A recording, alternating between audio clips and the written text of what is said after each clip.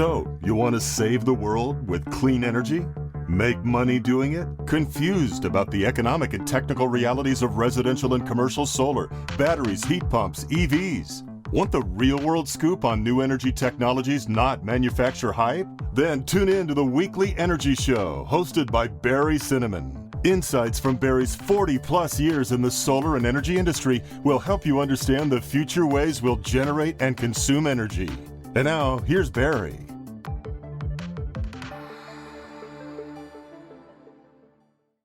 Welcome to this week's Energy Show. Now, entrepreneurs have created most of the jobs in the United States. Now, many of these new companies have products or services addressing environmental needs. Obvious things like solar and wind and electric vehicles, and not just cars, but we're also talking about trucks and buses. Now, other things like software to reduce your utility bills or to help the utilities communicate the benefits of clean energy. Energy storage systems. And we're not just talking about pure renewables. You've got things like carbon sequestration, which everybody's still trying to figure out. Probably billions of dollars are going into that. Even new nuclear technology is still being developed, and these all are going to have some environmental benefits. Now, public policies that encourage these companies are critical to their success. Things like the renewable portfolio standards, net metering, cap and trade, carbon taxes, CAFE, EV and energy tax credits. But the thing is, when the economics of these environmental products and services align, adoption of the new technologies just takes off. Just look at the wind and the solar industry. Environmental entrepreneurs, and it's an organization, or E2, kind of as we refer to it, that's the organization that advocates explicitly for smart policies that are good for both the economy and the environment. Their members have founded or funded more than 2,500 companies, created more than 600,000 jobs, and managed more than $100 billion in venture and private equity capital. It's my pleasure to have E2's executive director, Bob Keefe, as our guest on this week's show. So welcome to the show, Bob. Oh, Barry, it's so good to be with you. Thanks so much for having me. All right, my pleasure. Now, I've kind of been a member of E2 in and out for many, many years, but it'd be great to kind of let our listeners know how E2 got started. Absolutely. So we actually got started, E2 got started about 20 years ago in California, back when the state was considering what then were the first ever car emission standards, not just in the country, but in the world. And at that time, not surprisingly, the automakers and petroleum industry came to California and were talking to lawmakers and telling them, now, wait a minute, if you guys start to limit tailpipe pollution, tailpipe emissions, it's going to really ruin the auto industry in America. It's going to put a lot of people out of work. California is going to implode and float off into the sea. You get the argument. It's one that has been made before. Well, our founders came out of Silicon Valley, basically, and they knew something about innovation, and they also knew that smart policies, Barry, can drive innovation. And so they started essentially talking to some of their other entrepreneurs and investors and others, and started going to Sacramento to bring a different perspective about the importance of these new standards. And the line of thinking was that, again, with the right policy and the right market signals, it can actually drive innovation. And again, this was 20 years ago, so they were saying, and if we can drive innovation, then maybe those hybrid vehicle thingies that we've been talking about and are just starting to come out, maybe they'll become more common. And who knows, maybe even electric vehicles someday. And by the way, it's not a bad idea to clean up the air in the state of California and on the West Coast generally. So our founders created E2 around that and around that principle. We won on that policy, and since then we've grown to about 5,000 members and supporters who work or do business in just about every state in America. E2 now has 9 chapters stretching from New England and New York to Seattle and San Diego. And the one thing that unites our members, Barry, is the realization that the economy and the environment aren't at odds, but in fact rely on each other. And they're willing to spend their time and their money trying to create a better world by bringing the business and economic perspective to smart environmental policies. Yeah, sometimes we're here in California, I think it's kind of like a bubble. We see clean energy stuff all over the place. But how big is the clean energy economy? It's for you and I who have been around this for a while, we know that this is a growing industry, and of course in California we see it every day. But one of the things that E2 has done over the past 4 or 5 or 6 years now is really try to track clean energy job growth around the country. and working with a couple of great partners, actually many partners, but our main partners are the National Association of State Energy Officers, NASIO, and also an organization called EFI, Energy Futures Initiative, which is run by former DOE Secretary Ernie Moniz. We have partnered up to do a major report and a major study on all energy jobs in America. That's called the U.S. Energy Employment Report. And from that data, E2 has extracted essentially and been able to filter down to track clean energy jobs specifically, jobs in renewables, in energy efficiency, in clean vehicles, in grid and storage, and clean fuels, and so forth. And what we found, Barry, and what we know right now is that there are now 3.3 million people that work in clean energy in every state in the country. Now, that's a huge and still growing part of our economy. I'll give you an example or put some perspective on that. 3.3 million jobs, that's more people than work in investment banking in this country. It's more people than work in real estate in this country, Barry, and it's about as many people as work as public school teachers all across America. And, by the way, it's about 3 times as many people that work in fossil fuels. It's not surprising. I mean, I think the solar industry itself employs somewhere between 200,000 and 300,000 people, and it's kind of growing a little bit ups and downs. But I think there's more people working in the solar industry in California than there are in the utility industry. I mean, it's a big part of the economy. We're really helping. The dilemma is a lot of the impressions of policymakers or the people that are funding them are that business profits and environmental benefits are mutually exclusive. In other words, if we deploy electric vehicles, if we put solar on somebody's roof, if we put in backup power for resiliency, that's not as good as using oil or gas. How do we change that impression? Well, I think we're changing it every day by telling the story of the economic benefits of clean energy, and people are starting to realize it. And yes, you and I are in California, and we see it every day. But we're not just talking about California here. Let's take a look at, for instance, my home state, North Carolina. Now, North Carolina isn't exactly considered a bastion of clean energy policy, if you will, over the past. But North Carolina is the only state in the Southeast that has a renewable portfolio standard. As a result, North Carolina now is the number 2 state for solar installations in the country. That's amazing. About 111,000 people work in clean energy jobs, solar, but also energy efficiency and clean vehicles, other industries in that state. And it's the number 9 state in the country for clean energy jobs. Look at a place like Massachusetts. A lot of people wouldn't think of Massachusetts and put that state at the top of the list when they're just thinking about solar.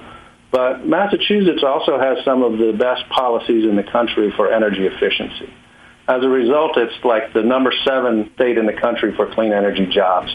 And a lot of that is in energy efficiency, thanks to those smart policies. It's people that are installing high-efficiency HVAC systems in our offices, our schools, and our homes. It's people who are creating better building materials. It's people who are swapping out inefficient lighting for LED lighting systems. Yeah, not a surprise to me because I started my energy efficiency and solar career in Cambridge, like in the 70s. And I kind of said, gee, it looks like this industry, the solar industry back then, solar thermal, but also energy efficiency, it was kind of bi-coastal. It was in Massachusetts and it was in California. I eventually moved out to California just for some other reasons. But yeah, it's not that surprising if you're kind of involved with policy. But I guess part of the dilemma is that we have all these incentives that incentivize bad environmental behavior. The oil and gas industry, enormous profits. There's this thing called the oil and gas depletion allowance so that they can kind of get profits from oil and gas wells forever. It's a huge tax credit. I just read yesterday that a big coal company went bankrupt and the miners are on strike. They're holding a train full of coal cars hostage. But somebody's going to have to clean up the messes from these bankrupt coal companies. There's no way to kind of wind them down. Moreover, we've got politicians that are saying we need more coal. How do we take away the incentives that they have to kind of rape and pillage the Appalachians? Yeah, I think we need to, as a society, collectively continue to advocate with our lawmakers that this is not what Americans want. As clean energy continues to become more common, as people can grasp it and feel it and see it and know more about it, it's a no-brainer. And by the way, that's just not among consumers and individuals. It's amongst utilities, as you know, Barry. There aren't any utilities that are building coal plants anymore. There's a lot that are weaning themselves off of natural gas. Why is that? It's because of market economics. It's cheaper to get energy from wind and solar right now than it is from natural gas and coal in most markets around the country. Yeah, that's just bingo. That's why you guys are called E2. It's the economics that are really making the difference. You're exactly right. All right. So, Bob, we talked about some of the background of E2, but what are some of E2's major victories? What do you guys have accomplished over the last years? Well, thanks for that. Let's go back for a minute to the California Clean Car Standards that we got our start on 20 years ago. Well, those clean car standards are now the federal CAFE standards for the United States that, unfortunately, Donald Trump is trying to roll back, but we're fighting that as well. So a lot of times we all know that California and other states set the bar, if you will, for the rest of the country, and that was a case where we got started here in California on clean car standards and eventually got them adopted on the federal level. But generally, we work on both the federal and the state level, and the policies we work on are at the intersection of the economy and the environment. So on a national level, we've worked on everything, Barry, from preserving appropriations for the U.S. military to do all of the great things it's doing with clean energy. You know, the military has been a driver of our economy in so many ways, whether it's in communications or medicine or other scientific arenas. It's also a leader in clean energy, whether it's biofuel in planes and ships today, or if it's deploying solar on forward operating bases or on houses at military installations around the country and around the world. So not too long ago, Congress wanted to essentially kill all of the Defense Department spending renewable energy and clean energy, and we said no. We organized other businesses. We organized former military officers, and we said, look, this is good for the military, but it's also good for our economy, and the military's leadership on this will filter down throughout our economy, just as it did with communications and other areas. So that's one area. More recently, in this past congressional session, E2 was responsible for getting really one of the only pieces of climate legislation on a federal level passed. And that was a new pilot program in the federal farm bill that helps incentivize farmers to roll out low-carbon agriculture practices. You know, we all know that cars and utilities, electricity creates a lot of carbon, but so do bad farming practices and farms in general. So we want to figure out a way to address that as well in ways that can help these farmers grow economically, but also do good things with the environment. We were talking during the break a little bit about your experience directly with battery storage and solar. Tell me a little bit about that. Well, as you know, batteries and storage is one of the hottest sectors of the clean energy economy right now. As a matter of fact, it was the fastest growing area for clean energy jobs in America last year, adding almost 9,500 new jobs, 14% increase last year from the year before. When I installed solar on my house in greater San Diego a couple years ago, I added a LG Chem battery with that. And it was in part thanks to some smart advice from my local solar company, and it was in part to address the time of use issues with San Diego Gas and Electric down here. I got my first annual settle-up bill a year ago, and it was for $500. And that was a $500 credit to me, Barry, because the battery was able to help offset the usage and the need for drawing electricity from my local utility. So I think a lot of people are starting to realize the importance of, what has been a holy grail for the renewable industry is coming to fruition now, and it's coming to fruition in houses like mine and yours, but also at the utility sector and with big business users all over the place. Yes, it's just great to hear stories about people putting in solar and a battery, and then you get $500 back at the end of the year. That's just absolutely terrific. And LG Chem, in my view, makes probably the best, most reliable, best warranty battery out there.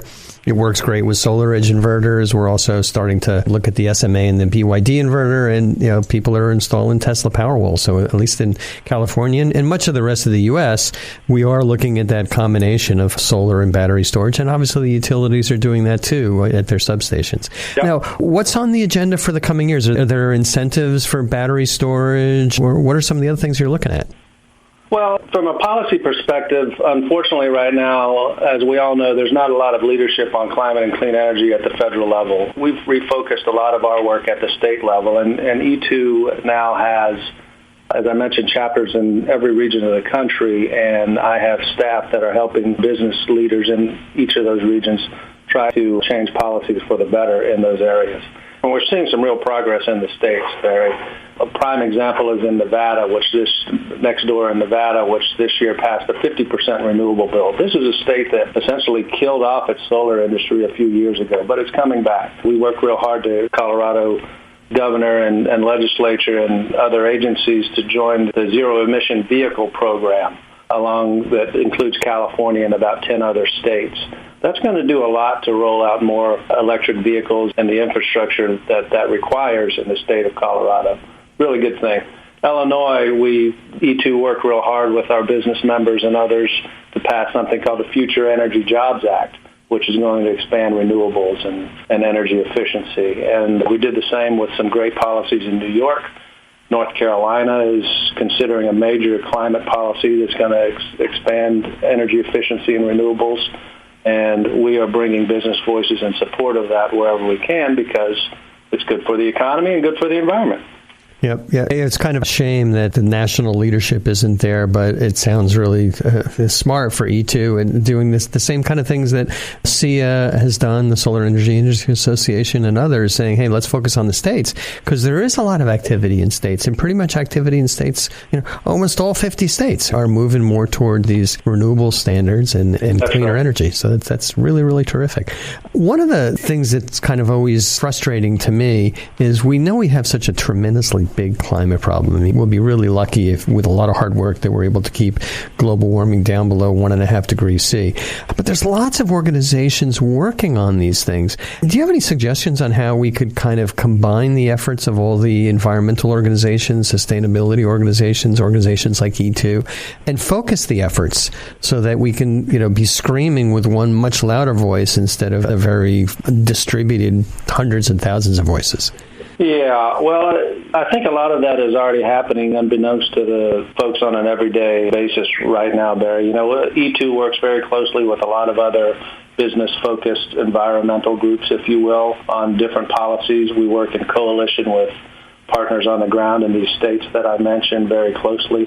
And E2, by the way, is a very small part of a major environmental group called the Natural Resources Defense Council, NRDC, which works in coalition with other major environmental groups as well. The thing that we do that's different is we bring business voices and business people who care about the environment together and leverage their experience, leverage their authority on the intersection of jobs, economy, and the environment to bring a different voice and to bring another voice to the call for action on climate change. Yeah, it's almost bringing a voice that used to be called Republicans towards this. I'm a Republican, former Republican, actually, at this point, where, I really want to do things that are good for the economy and the environment, not just kind of ignore the environmental part. But speaking about the environment, how did you get involved in the environmental movement? I mean, you've got this terrific journalism background. How'd you get involved with the environment? Well, because I think it's the most important thing before all of us right now is protecting this planet. There's basically three reasons that I do the job that I do, Barry. They are Delaney, Grace, and Carly. Those are my three daughters. We've got to leave a place for them and all of their friends and others in the future, and we ought to be doing whatever we can to leave a better place for them. Yeah. I think about the same thing with my kids and, potentially future grandkids is, are they going to be growing up where it's going to be, really hot? They're going to have to move away from the coast. It's going to be terrible weather, or are they going to grow up with the benefits that we had, which was a pretty darn clean environment around the world?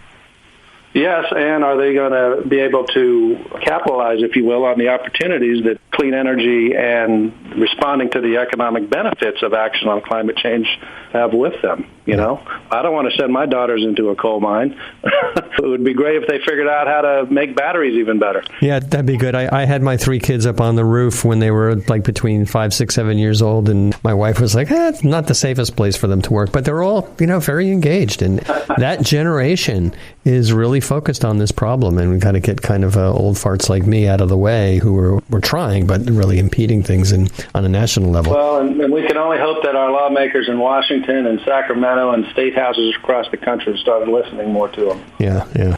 They're listening, and they're listening because business wants to do it, and that's because of the economics. So, back to E2 again. So speaking of that, how can people get in touch with E2? Well, I'd love for folks to check us out at e2.org. You can find out everything about us, and just as importantly, you can go to our reports section and get some of this data that I've been talking about. We have a report on there called Clean Jobs America, which breaks down clean energy jobs all across the country, and then we have very specific state jobs data that breaks this details down, not just at the state level, but the city, the county, and very importantly, the legislative and congressional district level.